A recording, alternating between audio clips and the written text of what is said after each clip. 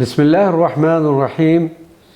اولیائے فیصل آباد میں ہمیں حضرت مولانا محمد سردار احمد محدث رحمۃ اللہ علیہ کا مختصراً تذکرہ کرتے ہیں۔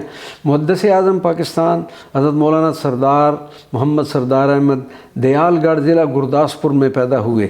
ابتدائی تعلیم گرداسپور اور اعلیٰ تعلیم گورنمنٹ کالج لاہور سے حاصل کی، پھر جامعہ رضویہ منظر الاسلام میں دیگر دینی علوم میں مہارت حاصل کی۔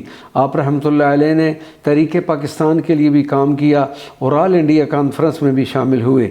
قیام پاکستان کے بعد فیصل آباد میں ایک دینی مدرسے اور جامع مسجد کی بنیاد رکھی، جو ہزاروں تشنگان علم کی پیاس بجھانے کا سبب ثابت ہوئی۔ حضرت مولانا سردار احمد نے 29 دسمبر 1962 کو وصال فرمایا۔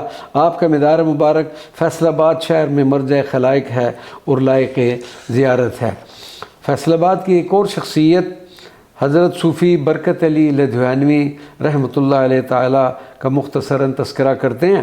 حضرت صوفی برکت علی لدھیانوی کی ولادت باسعادت 1911 عیسوی لدھیانہ میں ہوئی۔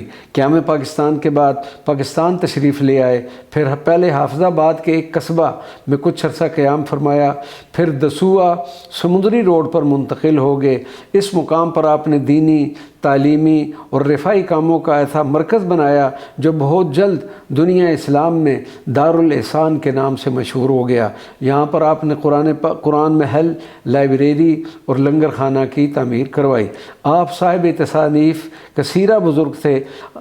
تقویم دارالاحسان 1420 ہجری کے مطابق آپ کی تصانیف کی تعداد تقریباً 300 ہے۔ آپ رحمۃ اللہ علیہ نے 16 رمضان المبارک 1417 ہجری کو اس دار فانی کو الوداع کہا۔ آپ کا مزار مبارک مرجع خلائق ہے اور لائق زیارت ہے۔ وما علینا الا البلاغ المبین۔